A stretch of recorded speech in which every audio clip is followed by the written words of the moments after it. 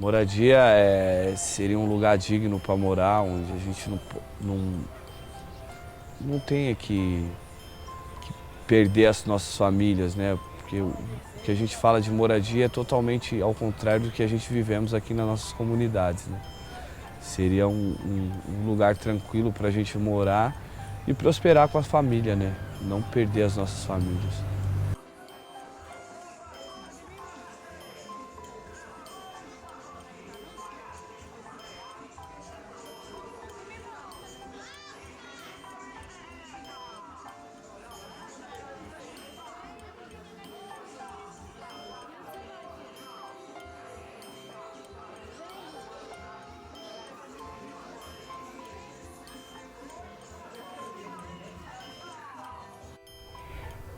Moradia, para mim, é um local que tem que ser adequado, que é o lugar que a gente mora, a gente dorme e a gente não passa muita parte do tempo na moradia, mas é um local que a gente precisa ter segurança. Um lugar decente. Todo ser humano tem o direito de uma moradia decente. É o direito do cidadão brasileiro, da cidadã, de ter um local onde que possa ter segurança, onde que possa ter um lugar para dormir, onde possa ter um lugar de fazer as suas necessidades, onde que possa ter seu terreno, possa ter seus quartos, possa ter a segurança de criar seus filhos, né? Inserido numa comunidade, né? Então, moradia é o local onde que as pessoas dormem, vivem, socializam, crescem, envelhecem, né? Isso ligado com a sua comunidade, né? Eu achava o São Paulo a terra mágica. Eu tinha 13 anos já. Eu queria aprender o que eu não tinha lá. Eu achava que aqui era o paraíso. Então eu vim com 13 anos de idade, começando a adolescência. Minha mãe foi visitar e eu resolvi vir. E estou aqui até hoje.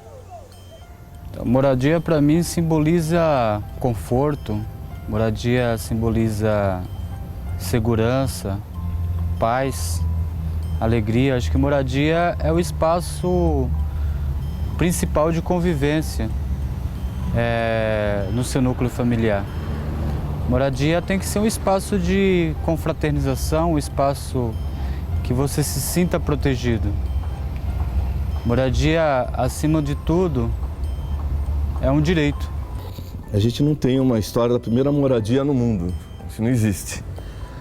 A moradia ela tem conceitos concretos e conceitos abstratos. Conceitos concretos é um espaço que você possa se proteger da natureza. A princípio seria isso. De uma chuva mais pesada, de um frio mais perverso, de uma ventania mais forte. Isso era moradia. Esse é o sentido concreto o conceito concreto de moradia. Esse espaço é necessário para as pessoas se abrigarem, é um abrigo, é um refúgio. Agora a moradia ela tem que ser um pouco mais que isso, é um conceito abstrato também, né? Um conceito talvez de lar.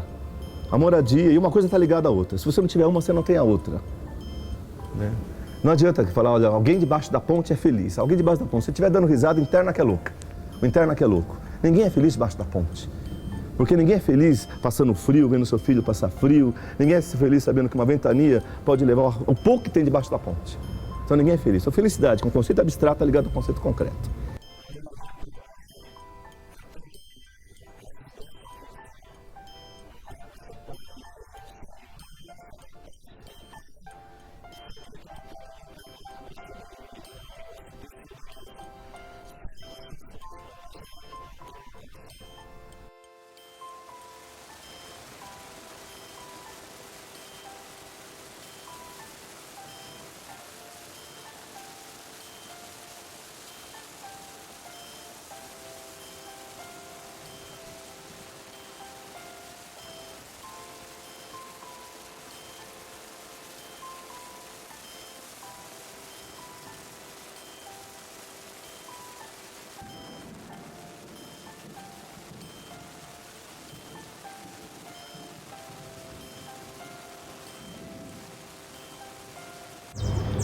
Moradia, para mim, é um lugar digno, onde eu posso e todos possam criar seus filhos. A moradia, para mim, Moradia para mim, olha, eu nem, olha, acho que eu não quero nem falar disso, sabe? Porque moradia para mim é uma coisa muito importante, a moradia, né? Uma moradia. Mas eu não sou muito assim, aquela ansiedade de ter uma casa bem boa, prédio, essas coisas, não sou. Porque eu não sou amorosa a dinheiro, eu não sou muito fã de dinheiro, eu não sou ambiciosa, eu não tenho inveja de nada na minha vida, eu não sou mentirosa, é o que eu não sou. Eu tinha um pouco de ignorância, mas acabou tudo. Não sou muito ignorante, não. Todos nós temos um pouquinho, né? Na hora H a gente tem. Mas, para mim, eu vou te falar. Imagine, eu não sei se vocês vão ignorar essa parte. Para mim, se eu pôr uma lona aqui, armar ela, como esse povo aí faz. E aqui eu varrer e ficar tudo limpinho aqui, eu botar minha cama para dormir, um fogão ali, fazer uma comida, para mim é uma moradia. Imagina na sua vida como é que é as coisas, porque tem gente que tem ganância, pelas coisas não tenho. Todo o tempo que saí, por isso que eu não saí daqui ainda, não procurei um aluguel, nem aluguel eu não quero. Porque eu não gosto de casa dos outros. Quem mora em aluguel, mora na casa dos outros, quem manda é a dona. E eu vou lhe falar, eu não sou uma pessoa assim que, por essas coisas, não sou assim. Mas vai chegar, se Deus quiser, vai chegar, porque já começaram, né, a fazer. Eu vou ter a minha moradia, como fala, né, a minha moradia. E eu dou graças a Deus e fico bem satisfeita dela sair. A moradia deveria ser um espaço onde os trabalhadores e trabalhadoras pudessem viver sua vida com um pouco mais de dignidade, né? Ter não só um lugar para se abrigar do frio, da chuva, mas ser um espaço também onde uma família de trabalhadores pode ser seu momento de lazer juntos, com tranquilidade, né? Deveria ser isso, né? Um espaço onde a família trabalhadora pudesse, né, descansar, brincar, né, conviver, né, com tranquilidade, com dignidade, né? Então, a grande parte das famílias, das pessoas que moram na periferia, na favela, são pessoas que vieram de outros estados, né? São pessoas que vieram do Nordeste, das regiões Sudoeste, Minas Gerais e tal, e atraídas pelo sonho de entender que São Paulo prometia conforto, atraída pelo sonho de entender que São Paulo simbolizava a oportunidade de trabalho, uma acessibilidade aos meios de tecnologias e tal. E essas famílias, grande parte delas, quando chegaram aqui, perceberam que não era bem isso, né? Eu pensava que São Paulo, tanto São Paulo como outra cidade grande, poderia dar oportunidade, porque onde eu fui criada não tinha salário assim, nem de doméstica, nem para trabalhar em empresa, assim. E o meu sonho era chegar aqui e continuar a estudar e trabalhar. Então, na cidade a gente conseguia, no tempo que eu vim, ainda tinha oportunidade para as pessoas que tinham pouca leitura, entendeu? Para trabalhar. Então, o meu sonho era chegar e trabalhar, aonde que eu tivesse um salário, que eu pudesse ajudar o meu esposo a comprar uma moradia. E morar num local que eu pudesse criar os meus filhos na escola. E, graças a Deus, esse objetivo aí eu estou conseguindo, até o básico que a gente consegue gratuito, eu estou conseguindo, meus filhos estão na escola. Todos estão na escola, né? Os 3 já terminou e o restante ainda continua estudando. Então, meu sonho é porque na cidade a gente pode ter uma renda, ter um salário, né? Só que eu cheguei aqui e foi diferente. Eu acho que muita gente, acho que começou o morro porque muita gente veio de longe com a mesma intenção que eu, achando que aqui era uma coisa e é totalmente diferente. Então acho que você sai de um lugar, da sua terra de origem, procurando morar nos lugares das novelas. E quando chega aqui não é isso. Então só te resta, a única escolha que você tem é o morro. Porque lá é mais barato de se viver e é o único lugar que você tem. É lá ou não tem outro. A favela é um lugar alegre, é um lugar que tem vida, é um lugar que pulsa a vida, que pulsa esperança. Porém, é um lugar com muita dificuldade. Então, só a gente lembrar de algumas favelas aqui, mulheres muitas vezes que moram sozinhas, não tem maridos e tal, e ter que subir às vezes 300 degraus para levar uma despesa, sendo que a despesa às vezes tem que ser levada em 5 vezes. Agora também o lar a casa tem o conceito de lar, né? De convívio, de convivência, de vivência. Acho que isso é o outro conceito que está morrendo no conceito de moradia, né? Moradia é o lugar onde as pessoas se encontram também. Onde o sujeito sai para trabalhar de manhã já com saudade da tua casa. Que ele chega em casa e não vê a hora de beijar a esposa, de beijar o filho, de beijar a mãe, de beijar o pai. Tal. E isso tudo tinha que existir. Agora, quando o sistema está totalmente invertido de cabeça para baixo, uma coisa não existe, outra coisa não existe. E as pessoas perdem a perspectiva de viver. As pessoas não têm vida. Então, moradia tem que ter essa duplicidade de conceito, né? Conceito concreto do abrigo, mas tem que ter o conceito de lar também, de refúgio espiritual, de convivência, de carinho, de amor, de afeto. Essas coisas que a gente chama de uma maneira mais espiritual mesmo. Que não tem nada a ver com a questão religiosa somente, mas principalmente com a questão de convivência. A favela é composta por moradias que são construídas mediante a necessidade das pessoas. Então você vai ver muitas situações dentro da favela de barracos que são construídos em cima de barrancos, né? Porque as pessoas não têm condição financeira para pagar um trator para fazer a terraplenagem. Você vai ver bastante moradia, bastante barracos construídos com madeiras podres, porque grande parte das famílias que moram na favela não tem condição de comprar um material de alvenaria para construir seus barracos, suas casas. Eu acho que a favela é o lugar onde milhares de pessoas conseguiram conquistar, né, um espaço para poder tentar uma vida um pouco melhor, né? Milhares que vieram do interior, que vieram de outras cidades, de outros estados, né? Principalmente quando chegaram na região da Grande São Paulo, né? Não tinham casa, não tinham emprego, não tinham trabalho. E penso que muitos bairros da periferia, muitas comunidades que se formaram numa tentativa daqueles que chegaram aqui resistir, né? Diante de uma situação de pobreza, de miséria, de exclusão, né? Então foram ocupando alguns espaços da cidade, construindo suas próprias casas, né? Uma casa, para você ter ela, para ela ser ideal, uma casa, né? Que seja uma casa, nem que seja pequena, mas que seja uma casa. Não precisa muito. Que seja uma casa, né? Eu acho que é isso que todo ser humano, eu acho que toda criança, todo adolescente, todo velho, todo rapaz, que precisa de uma casa. Sem casa...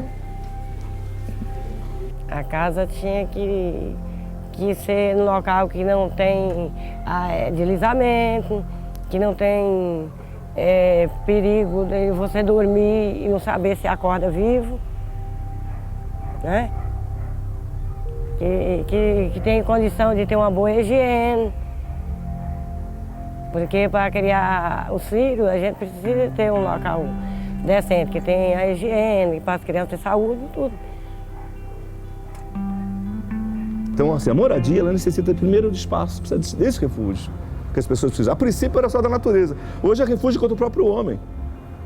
Né? A gente precisa ter uma tranca na porta, colocar um cadeado, etc, tal, porque no sistema capitalista as pessoas querem ter mais, quem não tem quer ter, e quem tem quer ter mais ainda, e as pessoas querem se apropriar uma das outras.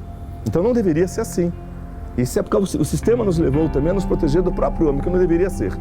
Mas deveria ser da natureza externa, da natureza não humana, de animais, por exemplo. Ora, o sujeito que mora no espaço rural, ele tem que ter uma casa onde a cobra não entre um animal não entre. Então, a casa é abrigo. Eu achava que eu ia ser médica, que eu ia ficar rica, que eu ia morar num lugar ótimo, que eu ia conhecer muita gente boa. Não que eu não tenha conhecido, mas Eu esperava mais, assim. Eu achava que São Paulo era paraíso, eu não sabia que tinha tanta coisa ruim aqui. Que lá eu não conhecia, né? Então essas pessoas que estão na favela são geralmente pessoas que vieram de outros estados e que foram atraídas por esse sonho de crescer do ponto de vista econômico, né? E acabaram vendendo as suas terras, acabaram abrindo mão de suas raízes lá nos seus estados e vieram para aqui, para esse estado, e foram recepcionados de uma forma em que não conseguiram obter a realização dos seus sonhos. Então foram para as encostas, foram para as áreas de risco, foram para fazer ocupação desordenadas porque precisavam de morar, né? Uma parte foram para os morros e outra parte ficaram embaixo de viadutos, né? Haja vista a grande quantidade de moradores de rua nos grandes centros das metrópoles de São Paulo. Eu acho que parte da culpa disso aí, da condição das pessoas estar morando no morro, nos lugares difíceis, não tem moradia. Praticamente as pessoas que moram na favela não têm moradia. Eles se escondem do frio. Na minha opinião, a maior parte da culpa é dos governantes. Porque assim como as pessoas que moram na favela é cidadão para votar, ele é cidadão para ter direito à moradia.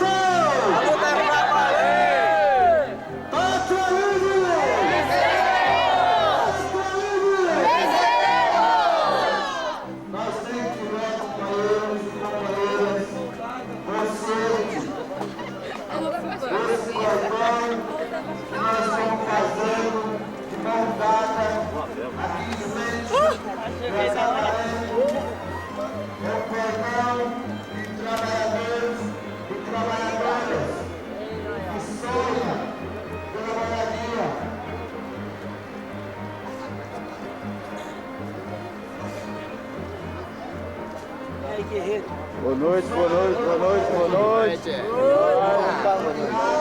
Boa noite, essa terra é nossa, companheiro. Se Deus quiser, se Deus quiser. Há uma primeira ocupação, Anita Garibaldi, em Guarulhos, dialogado com o Movimento Sem Terra, não foi nem orquestrado pelo Movimento Sem Terra, mas dialogado com o Movimento Sem Terra. A partir desse, há outras atividades na Grande São Paulo e se resolve fazer aqui no ABC em função de toda essa história e a importância do ABC na história da política brasileira.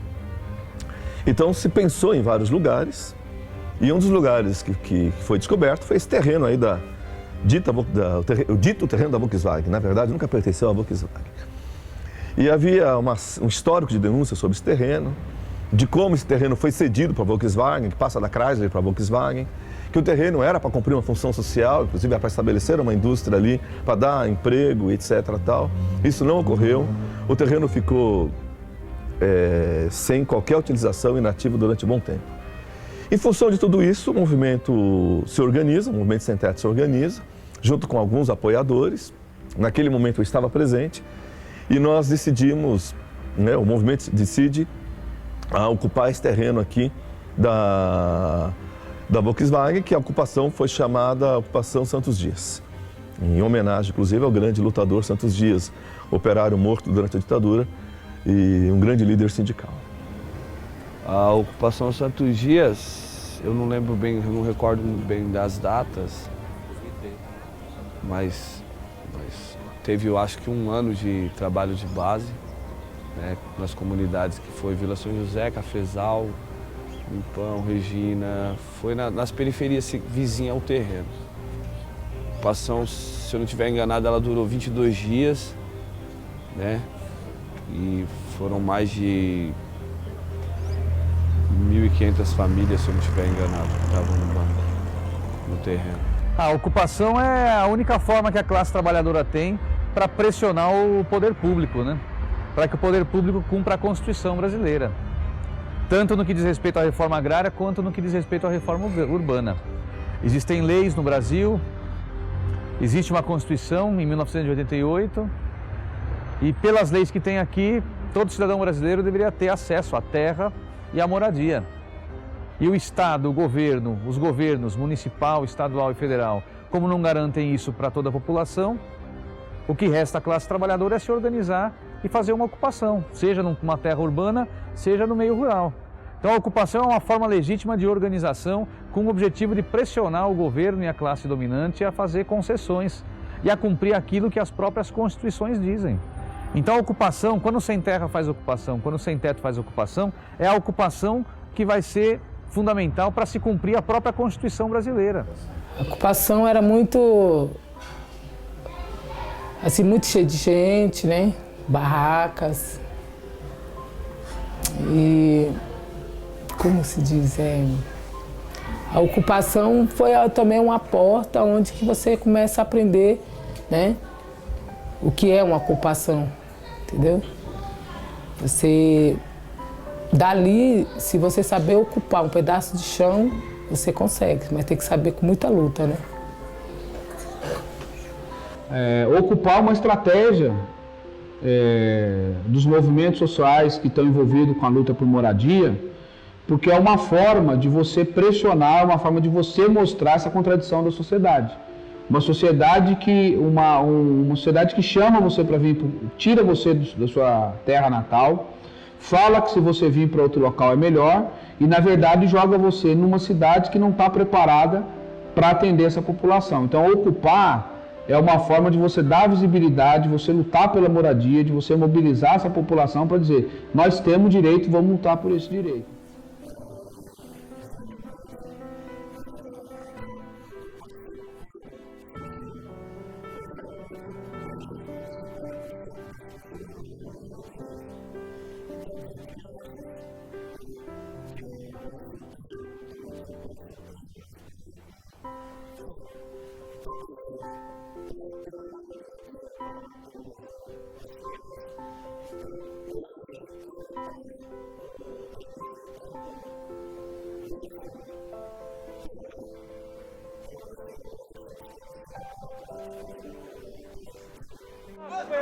Ocupar, resistir, construir. Ocupar, resistir, construir.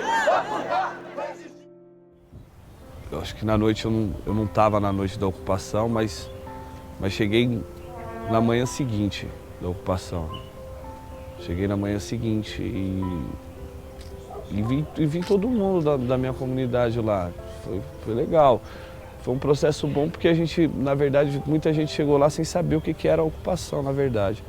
E no decorrer da ocupação foi ficando bem claro o que era a luta por moradia. A ocupação Santo Dias ocorreu em função da necessidade de um projeto de moradia aqui no município de São Bernardo do Campo, né? A ocupação ela foi feita no início com as famílias que moravam em costas de morros, famílias que moravam em áreas de risco e famílias que ocuparam lugares impróprios para se habitar.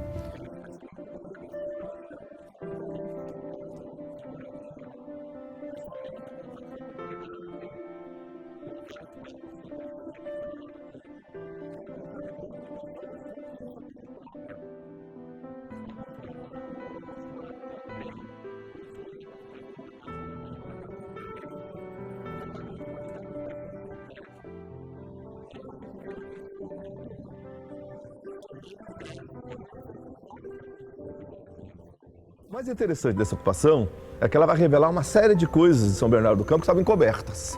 Primeiro, havia uma ideologia aqui de que era a melhor cidade para se morar no mundo, talvez. Se pregava isso, a política da época falava isso, que aqui era o lugar onde as pessoas tinham orgulho de morar. Orgulho de morar em São Bernardo, orgulho de morar na cidade. Você tinha outdoor escrito isso, faixas escrito isso, propaganda da prefeitura dizendo isso, que aqui era um perfeito lugar para se morar. E de fato era. Para quem tem condição, São Bernardo é muito bom para morar. Só que a ocupação da Volks vai mostrar que nem todo mundo tinha orgulho de morar aqui, porque as condições dessas pessoas não lhe davam orgulho nenhum, pelo contrário, era uma situação indigna de moradia. Então começa a revelar pessoas que moram nos morros, que moram nas beiras de córregos, pessoas que moram em situação extremamente desumana. Então a primeira coisa interessante na ocupação da Volks foi essa. Quer dizer, começa a revelar uma cidade que não é aquela cidade que era mostrada pela ideologia da prefeitura, da administração municipal. Uma cidade de uma grande população carente, de uma grande população desassistida por todos os serviços públicos, todos. Quer dizer, pessoas que não tinham moradia digna, não tinham saúde, não tinham educação, não tinham qualquer perspectiva de vida e muitas, inclusive, que trabalhavam. Umas em trabalhos formais e outras em trabalhos informais. Uma das coisas curiosas na ocupação da Volks, e isso eu constatava constantemente, nós tínhamos lá funcionários públicos, por exemplo, funcionários da própria prefeitura. Nós tínhamos professores do Estado. E uma coisa muito curiosa, policiais. Nós tínhamos muitos policiais P2. P2 eram policiais infiltrados. A inteligência do governo, não só naquela época do governo municipal, mas estadual e federal, estava sempre atento porque não era uma ocupação comum. Não foi igual a ocupação lá de Guarulhos, que era uma ocupação de um terreno que não pertencia a ninguém. Não, era simbólica essa ocupação, porque ela pertencia à multinacional. Tanto é que em poucos minutos, em pouco tempo, foi difundida essa ocupação para o mundo inteiro. Então, você abria qualquer jornal do mundo inteiro, estava lá a ocupação da Volks. Isso ficou muito mal para a administração municipal. O que eu mais lembro, fogão a lenha. Assim, a luta da gente comer, a luta da gente ir lá para frente, lutar para conseguir um pedaço de chão.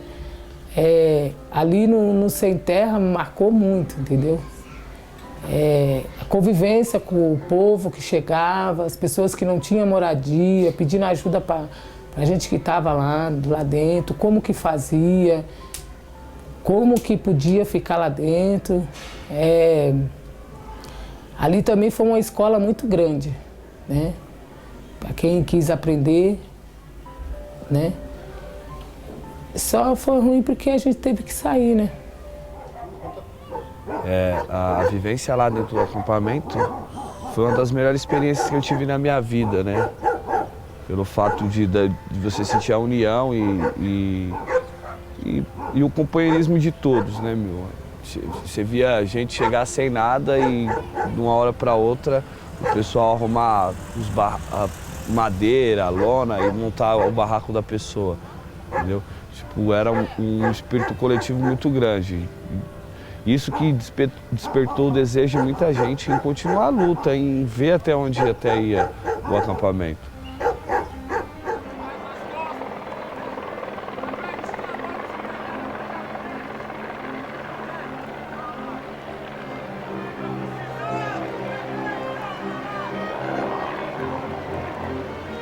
A ocupação ela não teve uma vida longa, né? Foi mais ou menos 20 dias, se eu não estiver enganado. Mas foi tempo suficiente para o governador de São Paulo, o prefeito municipal na época, o Dr. William Dib, teve tempo suficiente para fazer uma das maiores mobilizações policial da história do país para uma reintegração de posse, né? Eu lembro que nos dias em que antecedeu a reintegração de posse, a gente sabia que a polícia ia estar em peso. A gente, por experiência de outras lutas, a gente sabia que a polícia ela é sempre truculenta, ela é sempre violenta nessas situações. Então, os dias que antecederam, os 2, 3 dias antes da ocupação, nos deixou muito preocupados, porque a gente tinha muita criança lá, a gente tinha muitos idosos lá, a gente tinha muitos jovens lá. E a nossa preocupação era de que forma esses policiais iam tratar essas pessoas.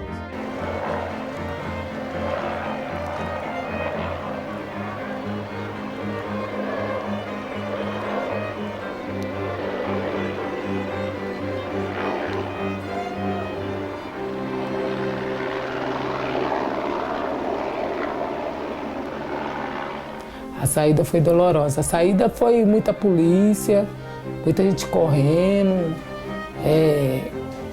gente sendo massacrada lá dentro, por causa que quando é para sair de uma terra ela invadida, você sofre.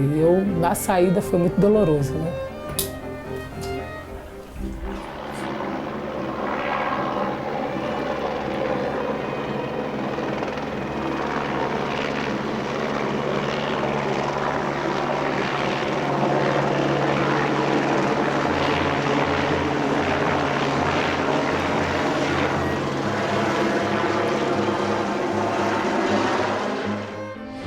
A reintegração foi um momento difícil para as pessoas que estavam acampadas, para as organizações que estavam ali apoiando, porque o cerco começou bem cedo, depois que o acampamento já começou a fazer várias caminhadas, dialogar com a população, né? Começou a dar uma forma mais organizada. Na manhã, né, na madrugada já tinha atiradores de elite em pontos estratégicos.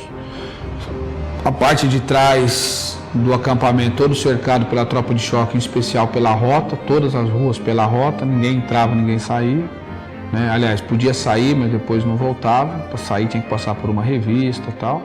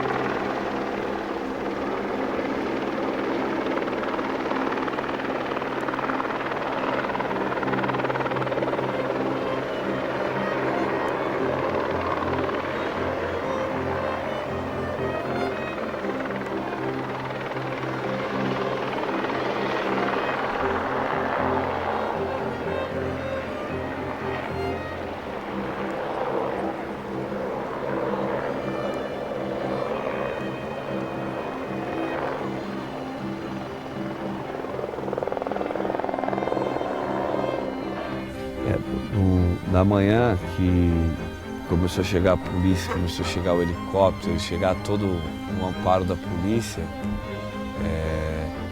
as famílias ficaram muito nervosas porque eles estavam dando meio que um choque, né? Entra, não entra, entra. O helicóptero baixava, quase baixava no acampamento, subia de novo, soltou na caixa d'água do terreno, que era um antigo, soltou 2 atiradores de elite, o atirador mirando as armas contra as famílias com as crianças. Ficou um clima muito tenso, um clima de terror, um clima de guerra mesmo, que a gente sentia ali no começo, na manhã da desocupação. Muitas crianças chorando, as mães chorando, estava um dia chuvoso, muita lama, pessoa caindo, chorando, levando só as únicas coisas que sobraram da ocupação. Foi um dia muito tenso mesmo.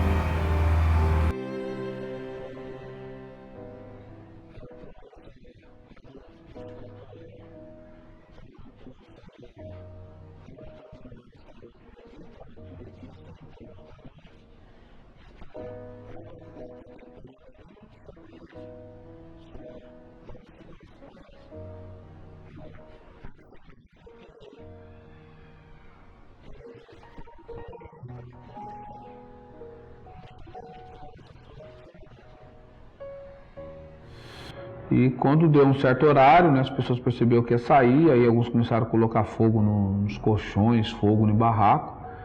E foi um momento muito duro, porque a tática dos policiais era coloca as pessoas nos caminhões, tinha vários caminhões, né, caminhões basculantes, colocava as pessoas dentro com os pertences, só que eles fizeram o seguinte, na hora eles dispersaram, levaram, né, um pouco das pessoas para lugares diferentes. Então teve um colega nosso que jogaram bomba, pegou no pé dele, machucou o pé dele e tal. E várias pessoas, né, homens trabalhadores honestos que saíram de madrugada do acampamento para ir trabalhar e depois voltar na esperança de sua moradia, tomaram tapa no rosto, usaram gás lacrimogêneo, zoaram, geral nas mulheres. Na manhã seguinte mesmo, veio a polícia organizada, né, a estrutura, o aparelho repressivo organizado, polícia de choque, cavalaria, cães, mas vieram armados até os dentes. Todos os soldados tiraram a sua identificação para que se cometesse uma ilicitude, um crime de violência, não pudesse ser identificado de modo algum. Não permitiram jornalistas ali.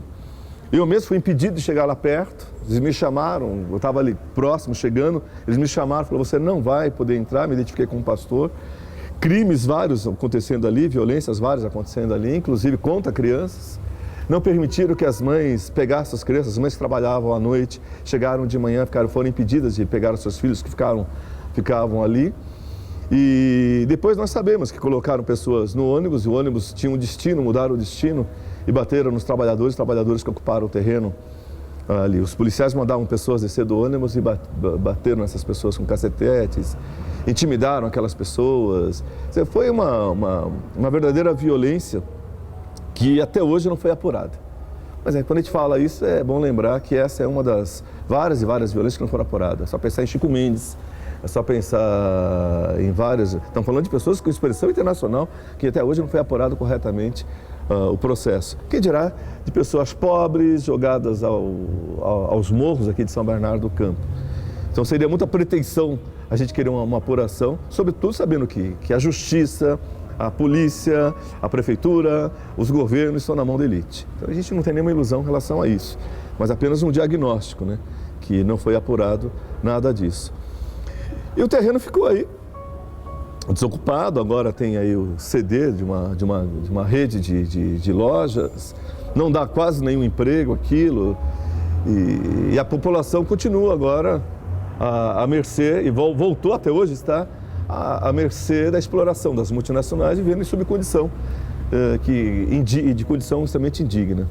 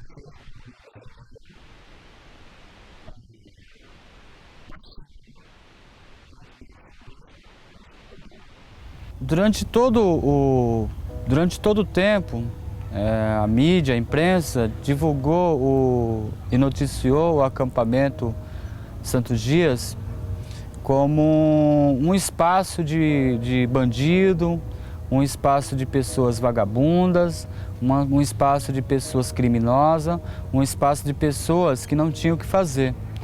Mas o fato é que dentro da comunidade, dentro daquela comunidade que foi formada, que a gente batizou de acampamento Santos Dias, tinha gente que chorava, tinha pessoas que riam, tinha pessoas que cantavam, tinha pessoas que contavam poesia, tinha pessoas que bebiam, tinha pessoas que rezavam, enfim, tinha pessoas que manifestavam as suas vontades, manifestavam os seus sonhos.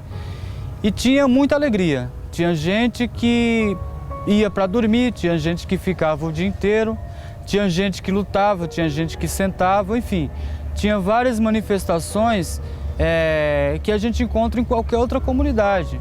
Tinha católicos, tinha evangélicos, tinha pessoas ligadas às religiões afrodescendentes, tinha pessoas que não acreditavam em Deus, tinha gente que acreditava que tudo era em função de Deus, e tinha gente que queria denunciar, que precisava de moradia.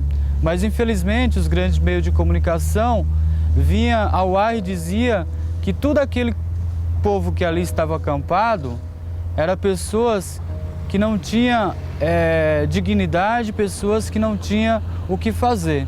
E dentro dessa luta, o que mais ficou claro, depois, com o decorrer do tempo, foi que aquelas pessoas estavam movidas por uma sabedoria talvez não identificada, não explicada, que estava prevendo um grande desastre que ocorreu 2 anos depois aqui na cidade. Muitas famílias voltou para a rua, né? Muitas famílias voltou para o Sem Terra, voltou a caminhada do Sem Terra, outros voltou para os barracos que estavam caindo, né? Outros ficaram no aluguel e outros a gente perdeu o contato, né? Que muita gente a gente acaba perdendo contato, né? Você voltou para onde? Eu voltei para o meu barraco.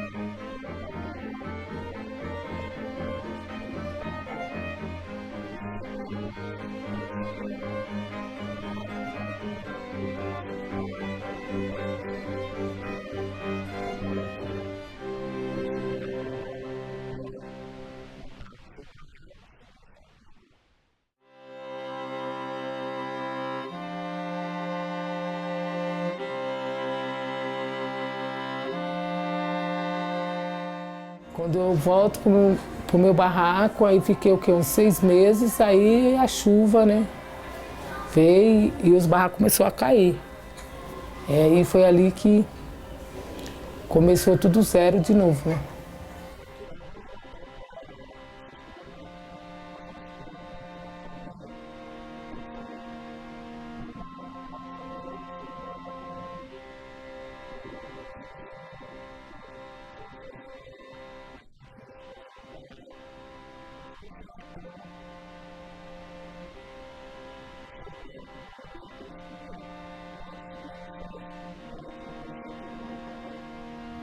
O processo foi doloroso. Depois da desocupação, vai ocorrer o seguinte: as famílias para onde vão?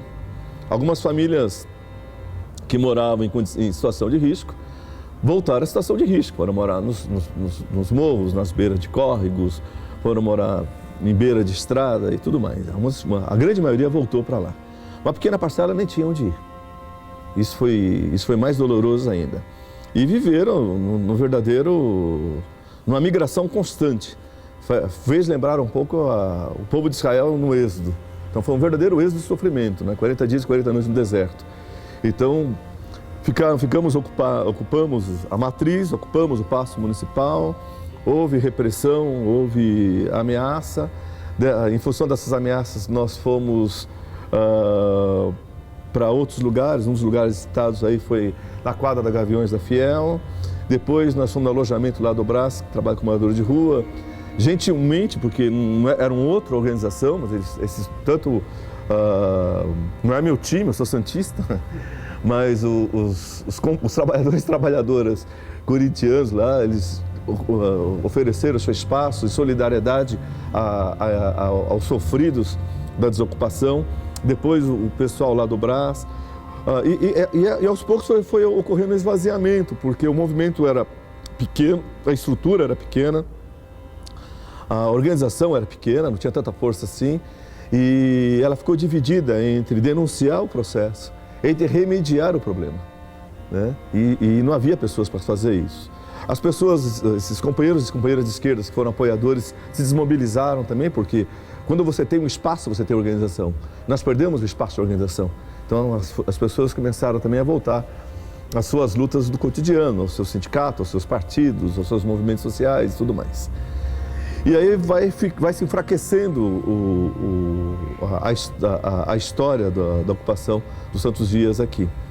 E essas famílias ficaram completamente desmobilizadas. Algumas que tiveram condições de mudar, mudaram para a ocupação de Osasco, outras foram para outras ocupações, e assim foi ocorrendo todo esse processo. Agora, o que vai acontecer?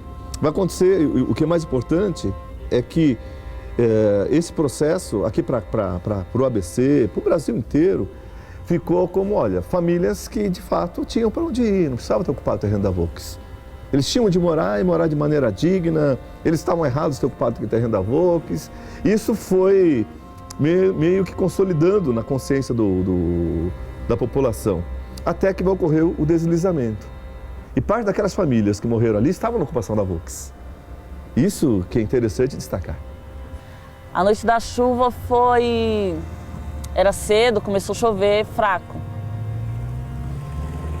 Depois a chuva começou a engrossar e eu tinha poucas coisas dentro da minha casa. Poucas coisas, era um estante, um sofá, uma televisão velha. E quando veio a chuva mais forte, voou uma telha bem da porta da minha casa. E todo mundo desesperado lá embaixo e eu me desesperei, mas eu me desesperei porque eu só tinha aquilo. Se a chuva levasse um pouco que eu tinha, o que eu ia fazer? Foi tão difícil pagar aquele barraco. E eu queria salvar as minhas coisas e a minha vizinha embaixo gritando, desce, desce, desce, Luana, porque meu barraco era todo solto. Não era seguro igual dos meus vizinhos, né, que eu não tinha condições de arrumar. E eu tive que descer e deixar tudo lá. Então voou telha, quebrou a casa do meu vizinho embaixo, as telhas que voam do meu barraco, molhou toda a minha roupa.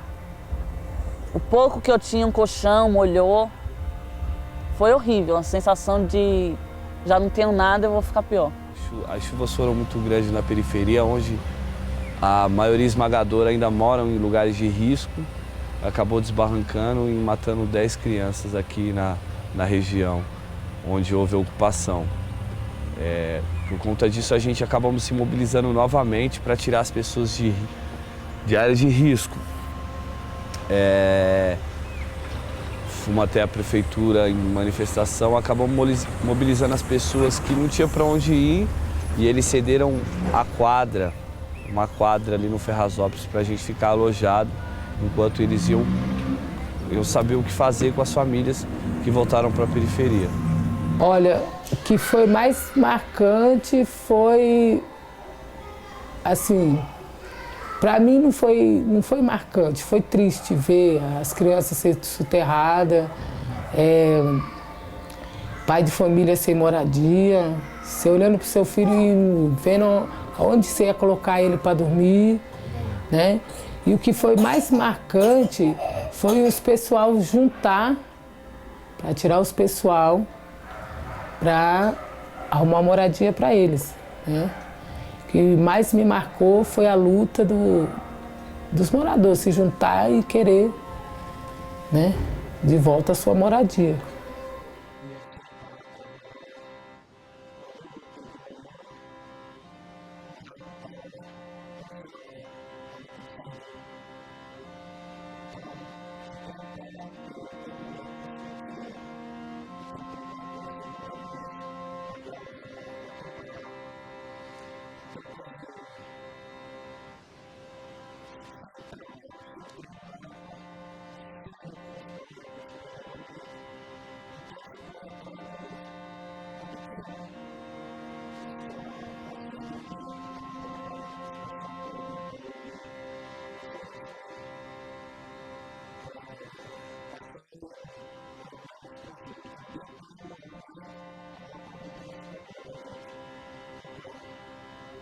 Então vai mostrar o seguinte, vai novamente mostrar o deslizamento, mostrou o que a Volks, o terreno da Volks, a ocupação da Volks, a ocupação dos Santos Dias havia mostrado. Que nós temos aqui um verdadeiro dualismo social, de pessoas que vivem aqui como qualquer pessoa vive na Suíça, e pessoas que vivem aqui em condição exatamente igual a uma pessoa que vive na Somália, que passa fome, que não tem onde se abrigar, e por isso se sujeita a morar em lugares que podem a qualquer momento serem mortas. O que ocorreu então com as pessoas que foram vítimas, e muitas crianças, o que foi muito triste. Então crianças que podiam estar na escola, crianças que podiam estar brincando, as crianças que morreram soterradas. Famílias que morreram soterradas. E é curioso também, a gente está falando de policial, é que uma das famílias ali era de policial, que eu não sei se ele participou ou não da ocupação da Volks, que inclusive que ele esteve com a gente, solidário, porque ele também foi vítima, na casa dele foi soterrado também, ele esteve todo momento ali atendendo aquelas famílias. E quando começou a chuva, caiu a minha cozinha. Primeira chuva, antes de caírem tudo. Caiu a minha cozinha, eu tirei as madeirites e comecei a construir um cômodo mais abaixo. Aí veio a outra chuva e derrubou tudo. Derrubou tudo, derrubou minha casa, derrubou a do meu vizinho, derrubou a da vizinha lá embaixo. Derrubou de mais um monte de gente lá no morro. E nessa época, o meu avô que me criou estava em São Paulo. Eu acho que foi o pior dia da minha vida. Foi ele ter me visto daquele jeito, de barro até aqui, carregando uma geladeira velha que eu tinha para vender no ferro velho, porque eu precisava comer. E se eu não vendesse aquela geladeira cheia de barro, toda suja, eu não ia ter dinheiro para comer. Então, meu avô me ver naquela situação foi muito difícil. Depois da chuva, começou uma ação do poder público denunciando essas famílias, colocando a culpa que era das famílias, que as famílias deveriam voltar para os seus estados, que a justiça deveria processar as famílias, porque as famílias eram responsáveis pela morte das crianças, por estar morando em áreas de risco, né? Quando, na verdade, desde 2003, quando foi feito o acampamento, quando as pessoas voltaram para morar nessas áreas, já era mais ou menos uma coisa cantada, que isso ia acontecer, que podia acontecer. Mesmo assim, o poder público foi omisso, né? Não cumpriu com as suas funções sociais, sua responsabilidade política de dar conta de acompanhar e monitorar esse problema de habitação para essas pessoas. Bom, naquele momento ainda era o discurso oficial de São Bernardo do Campo, é o orgulho de morar aqui. E eu lembro que o prefeito, né, o Dib, foi receber homenagem aqui em Santo André, no consórcio do ABC.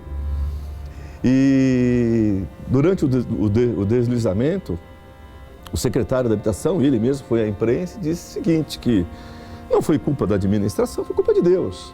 São Pedro mandou água demais. E que as pessoas deveriam fazer, as vítimas, era procurar pessoas amigas para se ajudarem. Inclusive, quem perdeu sua casa vai morar na casa do vizinho. Sendo que a casa do vizinho estava em situação de risco também. Porque uma que não foi soterrada estava ao lado estava ainda resistindo o próximo deslizamento. Outras que... Porque um eram vítimas de deslizamento, quer dizer, a terra veio para cima da sua casa. Outras eram casas que foram morro abaixo. E em verdadeira situação, que era claro que não podia morar lá. E de maneira muito hipócrita, muito desumana, o prefeito e o secretário da Habitação, lembro que era o Osmar, o prefeito era o Dib, foram à imprensa e disseram isso. Curiosamente, a própria imprensa ficou indignada. Lembro que até essa imprensa mais horrível, aí, programas da tarde, da Atena, Ratinho, criticou essa frase deles. Isso nos deu uma força política muito grande. Nós estávamos ali solidários, lembro que estava eu, você, Léo e outras pessoas ali atrás das famílias, tentando resolver os problemas da família e tentar entender, perdidos, completamente perdidos e revoltados, entristecidos com tudo aquilo. E aquela frase politicamente nos ajudou. Essas afirmações nos ajudaram no sentido de trazer a opinião pública para mostrar que a coisa não era bem assim.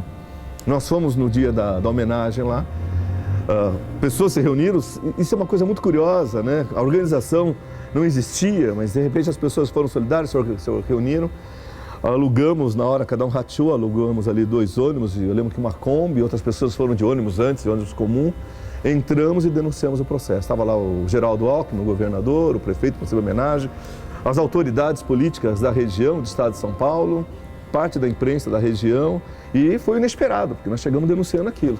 Denunciando o quê? O descaso da prefeitura, a forma desumana que os prefeitos estavam tratando agora vítimas e famílias e pessoas que estavam para ser vitimadas naquele processo todo. Então foi foi um impacto muito grande. Isso nos deu força, né, para voltar a criar uma política na região e criamos ali pelo menos um diálogo com a administração e conseguimos tirar as famílias que estavam em piores situações. Quando caiu, a prefeitura disponibilizou o seguinte, foi o pessoal lá, na época eu não tinha filhos, vocês vão ter que sair, a gente já está fazendo um cadastro, avisando que isso aqui é um local de risco, se vocês ficarem, vocês vão arcar com as consequências. E para os outros meus vizinhos foi, se vocês não saírem, o Conselho Tutelar vai vir aqui, vai tomar as crianças, e é isso que a gente vai fazer. Tá aqui o papel, e é isso, vocês estão em área de risco, tem que sair. Aí passaram acho que um dia ou meio-dia, eles voltaram com a história que iam tirar a gente e levar para algum lugar que eu nunca tinha ouvido falar o nome alojamento. Foi esse o serviço que a prefeitura me deu, simplesmente me mandou assinar um papel, que eu tenho ele até hoje, mostrando que eu estava em área de risco.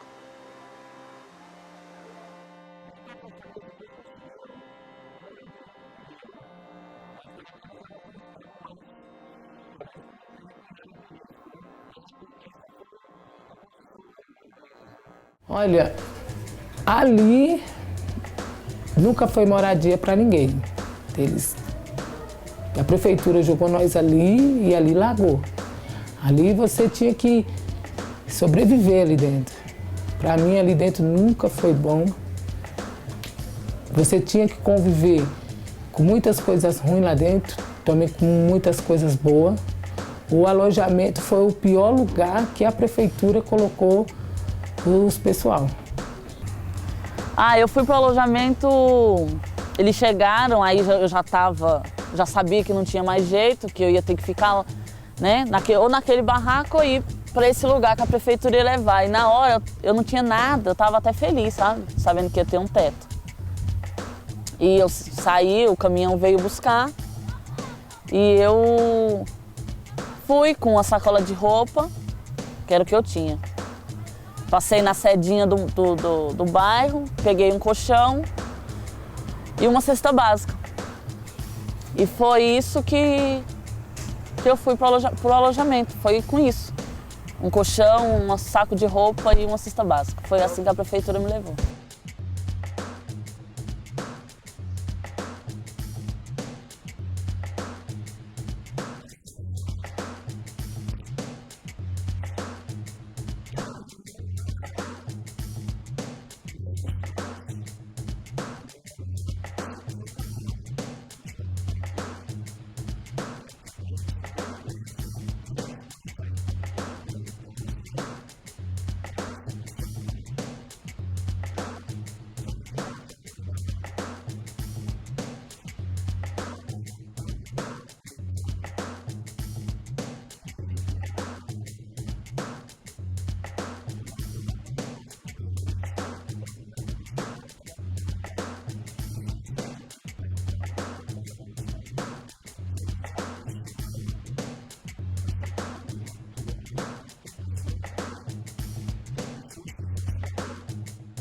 Quanto tempo você ficou lá? Eu fiquei 5 anos. O que acontecia lá para você entender que não prestava? Olha, lá dentro tem coisas que a gente é bom não falar, né? Mas lá dentro só tinha o que não presta. A gente era refém da polícia, né? A gente era refém dos outros grupos, que a gente não precisa citar nomes, né? E então os pais de família lá dentro, ele era refém, as crianças eram refém. A gente soltava as crianças para a escola com medo deles voltar e ser preso. Muita gente foi presa inocente ali dentro. As crianças não podiam botar a cara para fora que ele era traficante, ele era bandido, ele sabia onde estava o traficante. Então, eles não respeitavam. Então, ali para mim foi o pior lugar que eu tive que conviver. Quando eu cheguei lá era estranho, porque a gente tinha que dividir banheiro. Era banheiros coletivos, era um cômodo. 2 janelas. E todo mundo morando ali, de madeira, um em cima do outro, né? O banheiro que tinha que dividir, o tanque de roupa. Você tinha que ouvir a briga do vizinho, você tinha que dividir tudo com o seu vizinho, apesar de estar dividido numa folha de madeirite, mas era a mesma coisa de estar junto, porque banheiro era coletivo, era tudo coletivo.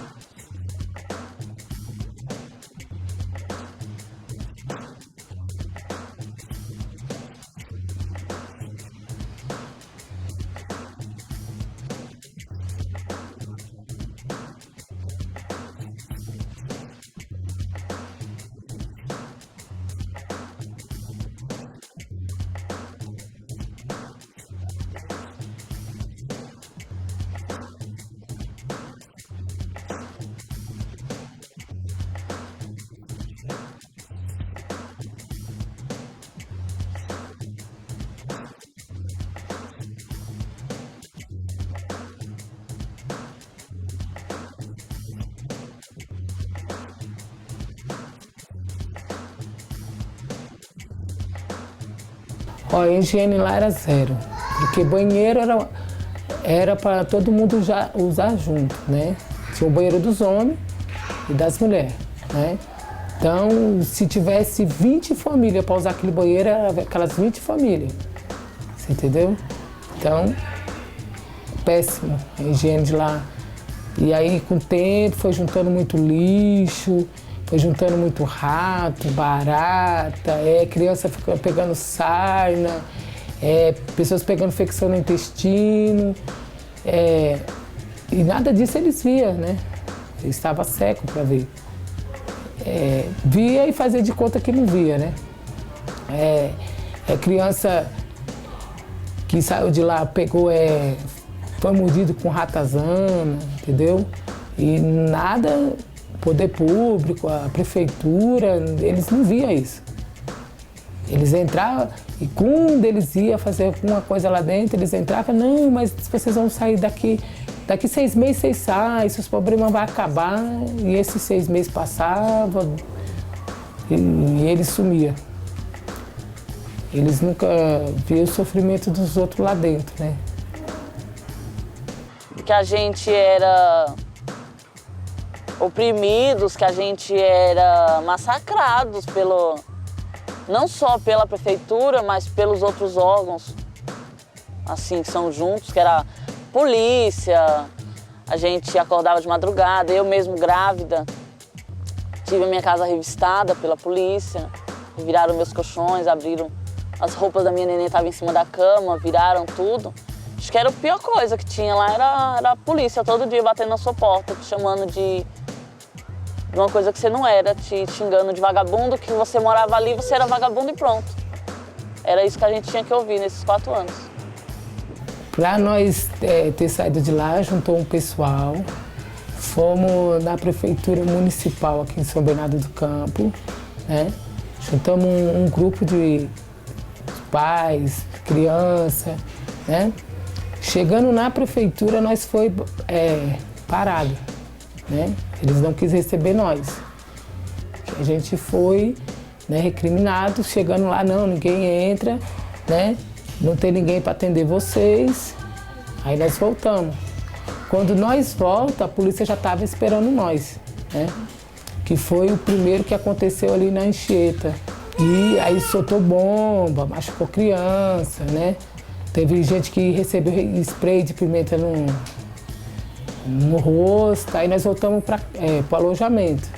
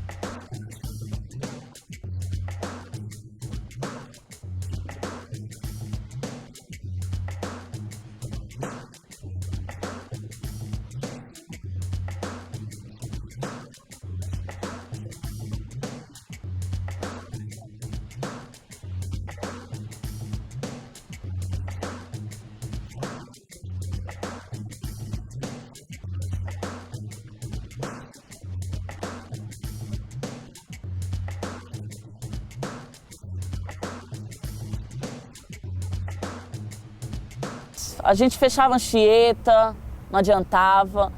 Fechava a José Fornari, não adiantava. Ia em reuniões na habitação, ia em reuniões, fazia passeata no centro, quando sabia que estava tendo alguém lá, que tinha algum político lá, a gente ia. Manifestações de todo tipo. A gente, o que podia, o que tinha ali na hora, a gente ia. Era em passeatas de toda qualidade. Reivindicando, porque eles prometeram que a gente ficaria ali só 3 meses. E estava passando anos e anos e a gente continuava lá. Era só reivindicando mesmo, que a gente queria sair dali. A gente queria um lugar decente. Um lugar nosso.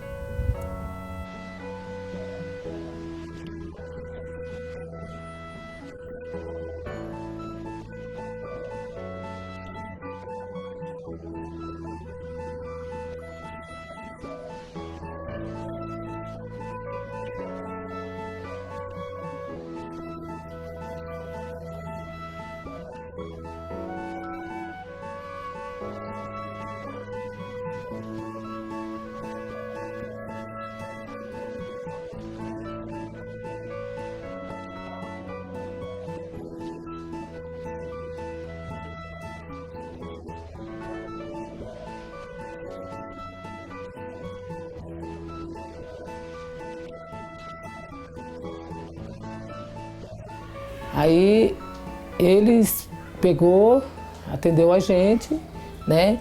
E falou assim, ó, daqui 3 meses nós volta, nós vai lá no alojamento, vamos fazer uma reunião com vocês, entendeu? Passando desses 3 meses não apareceu ninguém.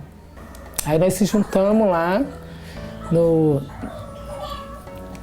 alojamento, juntamos o pessoal que quis ir para a luta e fechamos a rua, né? E aí foi aí que eles começaram a ouvir a gente, né? Aí apareceu o prefeito, vereador, candidato, o secretário, o primeiro secretário que saiu lá, né? E quis entrar em acordo com a gente que 1 ano e meio sairia todo mundo. Só que nós vimos que eles estavam mentindo, né? Aí ele foi, fez a reunião lá com o povo, aí foram embora. Passando, acho que o quê? Uns 6 meses foi que aconteceu a tragédia lá dentro do fogo, né?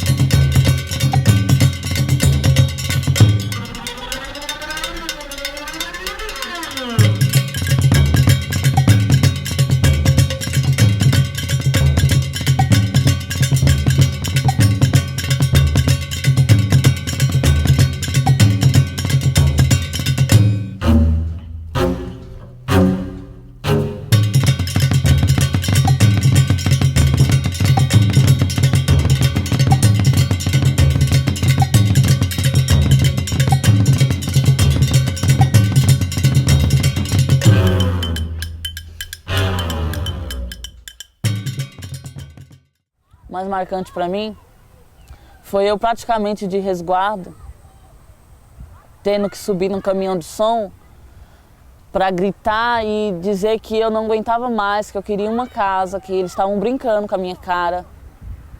Foi eu, sem saber falar muito, ter que ir para uma Câmara de Vereadores que eu nunca tinha entrado, dizer e gritar de alguma forma que eu precisava da minha casa, que eles me tiraram. Tudo bem, não era muito, mas o que eu estava passando não era certo. Mas pior foi eu pegar minha neném, tinha acabado de sair do meu resguardo, deixar no colo da minha mãe e subir no carro de som e gritar que eu precisava de uma casa, que eles tinham que me dar uma solução.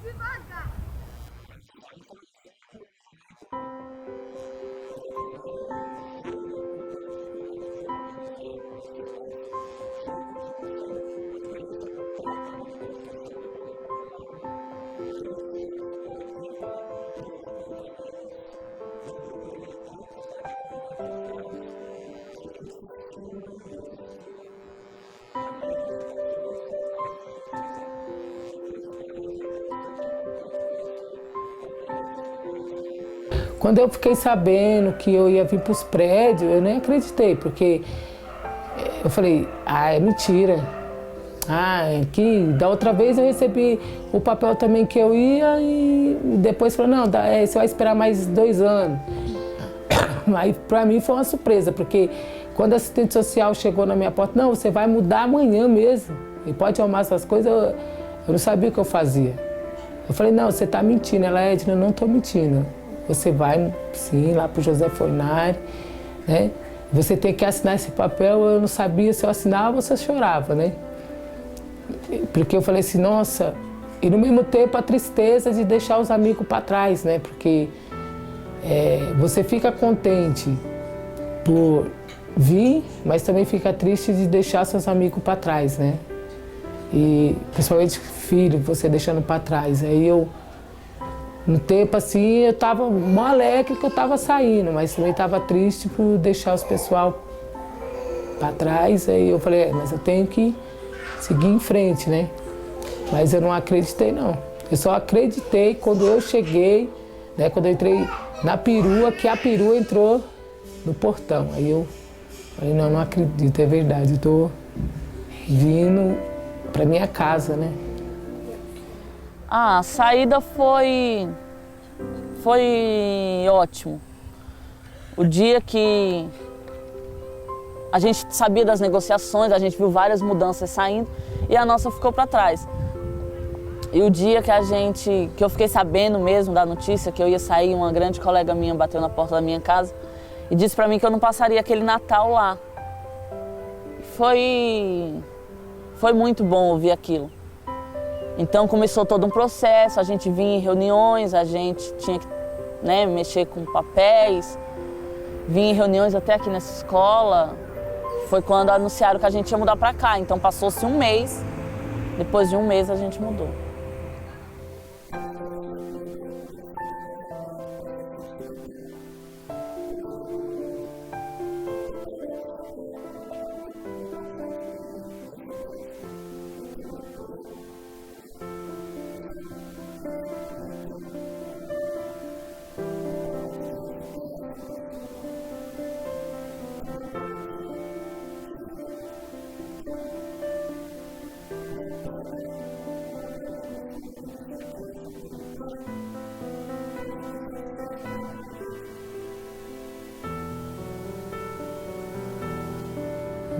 Na minha chegada, eu não acreditava, eu só vim acreditar depois de 1 mês que eu estava dentro da minha casa mesmo. Eu falei, nossa, aqui é meu mesmo. Tem o meu espaço, é meu. E como que é aqui? Olha, para mim é muito bom, sabe? A minha moradia, meus filhos têm um espaço deles, né? E aqui vai ficar muito melhor ainda. Morar aqui é ótimo. Assim, parece que eu morei aqui minha vida inteira. Porque tudo que eu já passei ali naquele alojamento, para te falar a verdade, eu nem gosto mais dali. Parece que eu morei aqui minha vida inteira. Foi muito bom, foi muito prazeroso mudar para cá, para o meu apartamento. Hoje mesmo eu estava comentando que, poxa vida, hoje eu tenho um apartamento. É ótimo.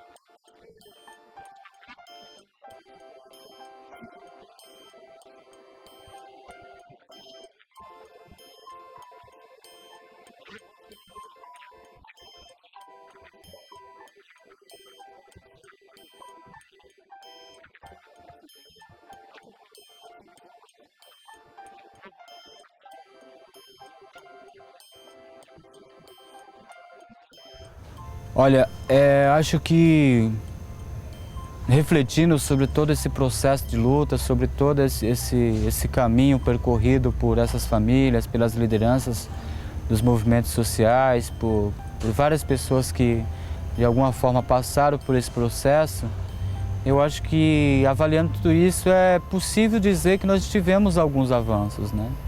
Nós conseguimos tirar essas pessoas de um lugar que não era propício para moradia. Nós, com certeza, nesses 6 anos que passaram, nós evitamos várias mortes, nós evitamos que pessoas fossem soterradas e nós já conseguimos visualizar algumas coisas interessantes, né? Das primeiras famílias que foram para alojamento, algumas já estão nos seus apartamentos, algumas já têm o seu lugarzinho mais tranquilo para morar, mas infelizmente ainda não é um lugar como a gente almeja, né? Um lugar que dignifique de fato as pessoas.